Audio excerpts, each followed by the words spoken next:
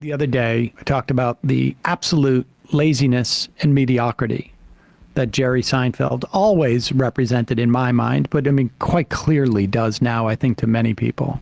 When he talked about his new bit, he was very excited about his new bit where coffee, you know, because coffee is the most important thing to people. And hey, right before you die, you're going to think about your coffee.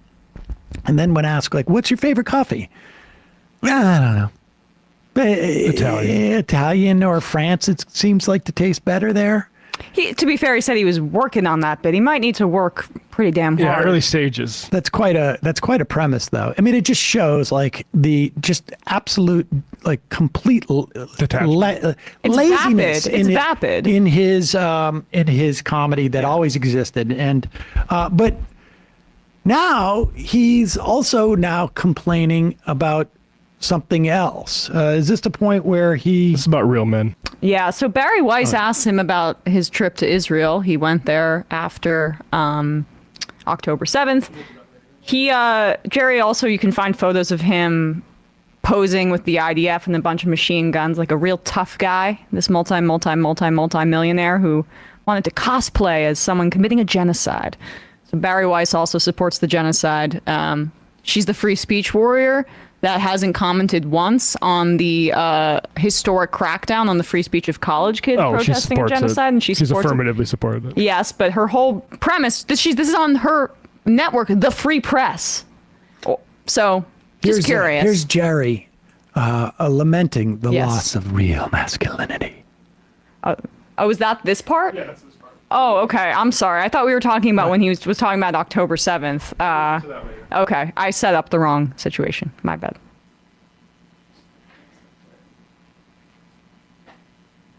And fulfill this many years long development of his Pop-Tart bit. Right. But on the other hand, I couldn't help but wonder if part of it is maybe your own nostalgia for this time that feels like another planet, or at least another country. Of course it does. But there's another element there that I think is the key element, and that is an agreed upon hierarchy, which I think is absolutely vaporized in today's moment. Okay. And I think that is why people lean on the horn and drive in the crazy way that they drive, because we have no sense of hierarchy. And as humans, we don't really feel comfortable like that. So that is part of what I think. Pause it for 1 second. I want you to just like contemplate what he's saying here. This is about as reactionary as it gets. And the idea of like lamenting that we don't have a hierarchy anymore. Now, combine this with his crying in the past, and by crying I don't mean literally, but crying about like wokeism and leftism superseding whatever it is that he wants to talk about. In other words, like, this is what I've been saying about the whole cancel culture as it is. Cancel culture has always existed. He just doesn't like the fact that he's no longer in the position and represented by the cancelers. That he's now, his views are no longer relevant. His stupid jokes are no longer relevant. This is, you know, and I don't want to just write it off as just like some 70-year-old man complaining that, you know, the kids aren't, you know, I'm not hip anymore. Jerry Seinfeld was never hip. His comedy was always pretty empty and mediocre and run-of-the-mill and acceptable to like the lowest common denominator. And Larry David was his friend, and then you know Jerry was a good cipher for this type of comedy. But now it's even more explicit. I mean, you're complaining that we don't have the same hierarchies that existed in the 1950s. Tell us more about these hierarchies. Go ahead. So that is part of what I think is, if you want to talk about nostalgia, that's part of what makes that moment attractive looking back. And the other thing is, as a man, can I say that? You sure you are? Are you? I've always wanted to be. I didn't ask your pronouns before we began. I've always wanted to be a real man. The worst. I never made it. But Oh my God! Oh my God! This is. Oh, you didn't give your pronouns beforehand. Wait. Is this the first time anyone's ever made that joke? Oh my God! Is it? Oh my God! What are your pronouns? I don't care. Hey, guys, look out. Jerry's going to do our one joke. All right, go ahead. This is just amazing. Sure, you are. Are Yeah. you? I've I always didn't- wanted to be. I didn't ask your pronouns before we I've began. always wanted to be a real man. I never made it, but I really, really thought when I was in that era again, it was JFK, it was Muhammad Ali, it was Sean Connery, Howard Cosell. You can go all the way down there. That's Howard a real Cosell? man. I want to be like Pause that it for a someday. second. Howard Cosell. All right. Who's Howard Cosell? Howard Cosell was a sportscaster, and he was actually a great guy. But I wouldn't, he wasn't. He interviewed Muhammad Ali a lot, and he was very supportive of Muhammad Ali, particularly at times where Muhammad Ali would get in trouble. Incidentally, Muhammad Ali, very much a leftist. Oh yeah. Yeah. There is 100% no doubt where Muhammad Ali would be in regards to what's going on with Israel and Palestine. I'll tell you that right now. Yeah. Like 100%, no doubt. I mean, he spoke out against the occupied Zero. territories, yeah. Zero. Yeah. Zero doubt. But that's not the part that Jerry liked. He just liked it. He was like he had A real man. Big muscles. Big muscles. Cut. Well, no, I never really grew up. I mean, you don't want to as a comedian because it's a childish pursuit. But I miss a dominant masculinity. Yeah, I get the toxic thing. I get it. But still, I like a real man. You said something the other day that I just. Wait, how does she just moves on. let that move on from that? Like, What do real men do? What do real is that? men Like, do? what is he talking about? Like, honestly, I mean, I would really like to examine what does a real man do? Real men date children.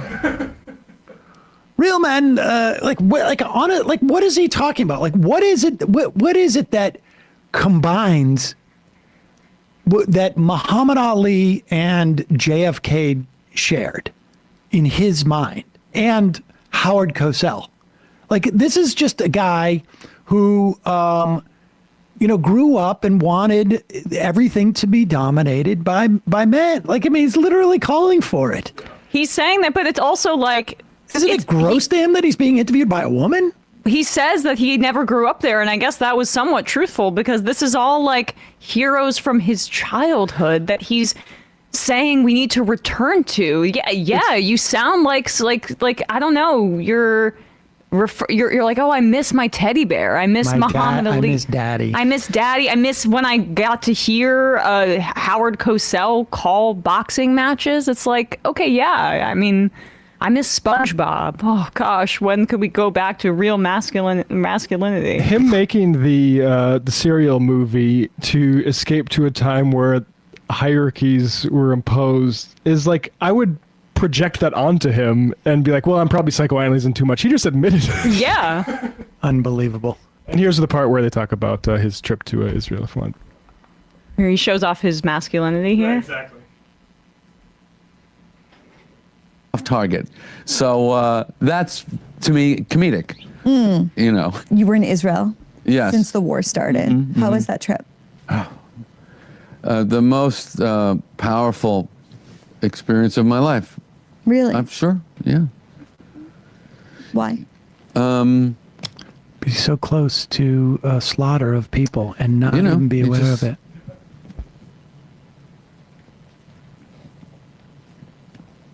You know. What? Are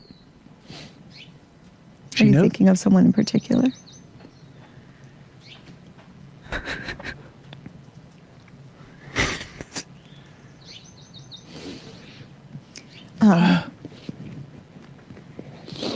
Sorry. One thing that I've been thinking about is how a huge part of the way you think about comedy She's got to is how pretend the to cry audience never too. lies. Wait, what? Wait, Right. hold on. We're just going to blow through that? Like, this is some hard-hitting journalism. Like, In other words. why are you crying? Well, okay, so the official government of Israel tweeted out that video, okay? And I was like, oh, but they just wanted to show him getting, like, it's propaganda or whatever. They wanted to show him getting emotional, and then maybe he said something bad that they didn't want to include, so they cut it off, and it was just him being wordlessly crying. No, that was the extent of it. No follow-up. What more do you need to know? I mean, I would have asked, like, she said, are you thinking of someone in particular? And he's like, well, what? And and the obvious question is, are you thinking about how you've been so supportive of a country for so long, and you're seeing the horrible destruction and the killing of children and whatnot? Oh, no? Something different? Oh, they gave you a car! Like, what's going on here? it's just him. He is right. He's never grown up. Israel is what he was told in his mind is a bastion of goodness. It's a place for him to go to get connected to his roots. And there's nothing even to worry about the settler colonial project and the genocide. Don't worry. It's just so sublime you can't even put into words. It really is. I mean, let's see where she goes with this. I have another issue that occurs to me that I hadn't contemplated, but let's. There is I don't think Jews do well in an age of mobs. And I feel that right God, now she's in gotta our pretend culture, like it's she's really gonna cry. easy to form mobs. Yes, really easy. And what's the difference between the audience never lying, but when does the audience kind of tip into the mob? Do you see where I'm going with that? I do. There's something. They Yeah. won't But laugh I at my really have gay been wanting king to joke ask- anymore. They won't laugh at my gay king joke anymore. That's why I'm crying. Because maybe it's because I'm Jewish. I don't know. There are mobs of Israelis stopping aid trucks getting into Gaza. Just to note. Yes, but That's not the mob. But when I do my gay king joke, they laugh. So there you They go. probably do love the gay king. They do. I'm sure they do. They think it's very funny. You know, that is something maybe instructive for him, that people who may find that joke funny also support Israel. Like, maybe, I don't know, what you're saying is pretty right-wing. There's some kind of comedy that flies in Israel that might There's- not fly other places. Exactly. Why is that? Would you like to examine that? The thing that I really take away from this interview, I mean, aside from, the mediocrity of his thinking and the cloying that's going on here, and the fact that he basically cops to being just a total reactionary, and that explains all of his opinions on everything. I don't know if he's a billionaire. He certainly has hundreds of millions of dollars. Like, dude, what are you wearing like a polo shirt for? Like, this is when Jerry Seinfeld was a kid, when he was a high school student, like, to wear a polo shirt meant you were really cool. Mm-hmm. But come on, Grandpa. I mean, yeah. The Ralph Lauren polo shirt, it's so weird, I think. It's just a weird thing to do. But The whole situation is weird. Why are they having this conversation? What truth are they coming towards? Like, I love how Barry Weiss fake cries to Yeah, there's a vocal fry. did they want to get into the specifics of Israel, or just like the general feeling? Because if you guys want to get into the specifics, they might bring you into some uncomfortable places. I think a better commodity is just raw emotion and just put that out as propaganda. It works for who he needs to work on. The theme I get from this is that he's a little baby. Like, he is a little baby that wants Frosted Flakes like when he was a kid, that wants real men like when he was a kid. I like real men. I mean, I'm nearing the end of my life where I wasn't one of those, but I do like them, whether or not they're toxic or not, Barry. Like, he's so concerned about the criticism. Like, a toxic, yeah, I know. Like, Right, why do you who's care? that anxious about well, that? that is such the epitome of a right-wing mentality. I don't care what policies he subscribes to. I'm talking about a mode of thought that after having listened to Rush Limbaugh for decades, that was what Rush Limbaugh did. Is he was his primary function for, at least through the 90s into the aughts, was to say that, like, when you are thinking that you're doing something wrong and that doubt creeps in, I am here to tell you that you don't have any doubt. Like, and he would be explicit about this. Like, he would be explicit. He was doing a little bit of, like, the self-helpy Jordan Peterson stuff. Was it's religious thinking. Do not have doubt. Exactly.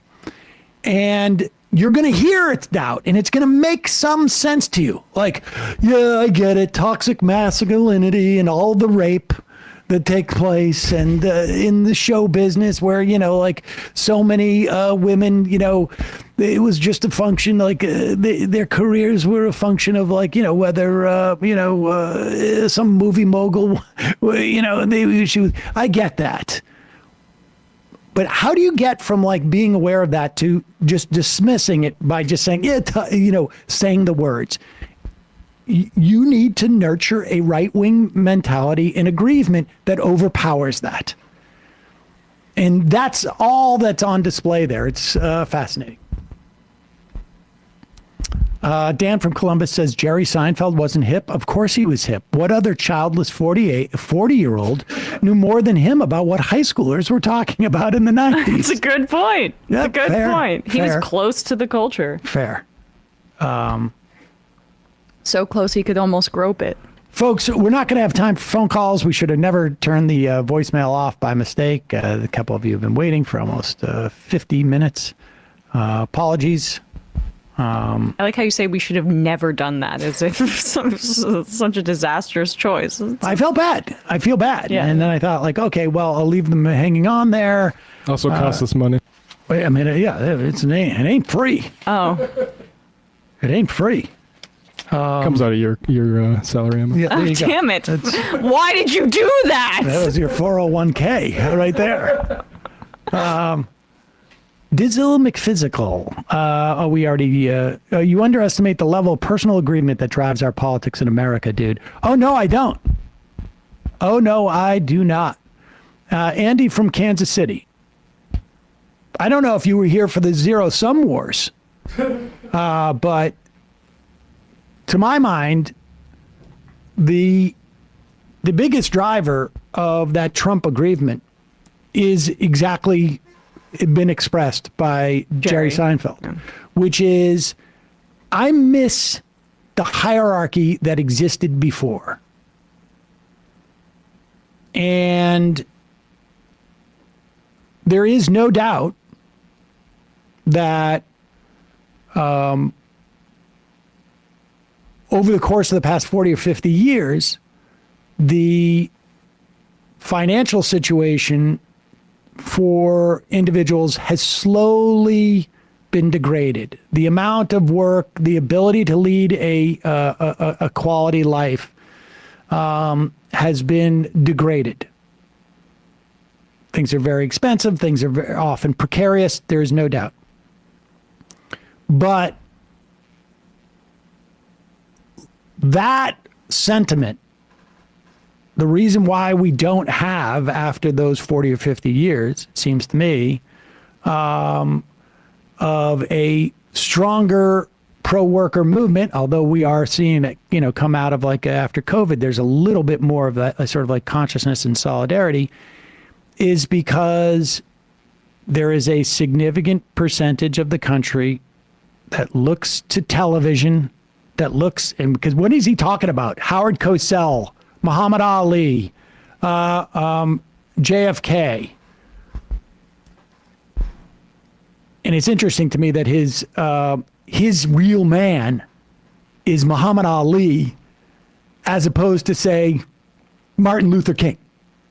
Right? I mean, it's a sports figure. Like, it's like, I'm sure he could have said John Wayne, like, it's like cowboy, sports figure, the idea is that like Jerry Seinfeld, when he grew up, even if it wasn't him, it was someone like him that was centered. And which is why interesting that he says Howard Cosell, because no one else in the world would say this, but Howard Cosell was, you know, he was relevant, he was a sportscaster, but his relationship with Muhammad Ali and the idea that somehow Howard Cosell could be centered in that question of like real men is very odd. It's a very odd so choice if you're aware. specific. Well, if you're aware of just like that dynamic, the idea being that like, you know, the idea that people like Jerry Seinfeld are no longer centered in our culture is the thing that, you know, Bothers him. And in many respects, I think drives a lot of the Trump votes. Well, I'm sorry, dude, but your writing partner is very centered in culture. I mean, I don't know if Larry David has ever been more relevant to people. But Larry David specifically is. But but that's the problem with Jerry is he's upset that he doesn't have anything to say that's relevant anymore. It's not just age or people like, I mean. But I'm making a more general point, about which is the hierarchies. Yeah. And within the context of the hierarchies, it is the case that when Jerry Seinfeld looked at TV and saw famous men, everything was about men. Right. Everything. Every ad, every TV show, everything was about men and white men. Everything was about people that was sort of like, you know, somewhat situated like Jerry Seinfeld. Yep. And people of that generation, and maybe, you know, a little bit younger and maybe even my age as well, a little bit younger even, we grew up with like, even if it was an ad with a mother, it was a mother to a son who's, you know, got stains on his knees, on his clothes. And that's why you need Gain, you know, soap or whatever it is. Well, I mean, it's part of why I don't have, I would say, you know, an emotional attachment to older movies that even when I appreciate the artistry of them, it doesn't necessarily, I think, grab me in the way it does like my dad or something like that.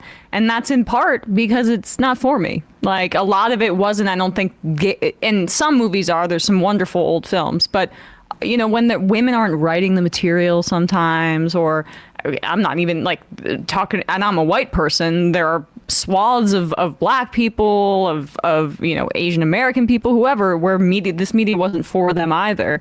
So I think it's easy for someone like him to be nostalgic about it because it was all, as you say, centered around. Somewhat, it's all for him. Centered. You know, people like him, people like me. It was basically it. And when you don't see yourself, you know, I say this all the time. Like, you know, what's that black guy doing in the Cialis commercial? That should be me. You know, that type of thing. Like, honestly, like regardless of what it was, in every element of our society and culture was, broadly speaking, just a function of like me in some other context, or, you know, me in my fantasy. Like I could be a big boxer, or I could be Howard Cosell, you know, or I could be president. Like it was just all of the things he's talking about were just not available to women at that age. We're not available. You know, there is an opportunity for black people if they're in sports, because he's not admiring Muhammad Ali because of the fact that he wouldn't go to Vietnam. He's not admiring Muhammad Ali because Muhammad Ali would have, you know, been on the other side of this conflict with Israel and Palestine. He's not admiring Muhammad Ali when he said, you know, the entire power structure is Zionist. They control America. They control the world. 100%. No. He's admiring him because he's a strong guy boxing. I mean, it's not just an example of how shallow his thinking is, how reactionary it is. And incidentally, also, it gives you an example of how reactionary Barry Weiss is, and why they speak to the right wing in this country, because it is grievance.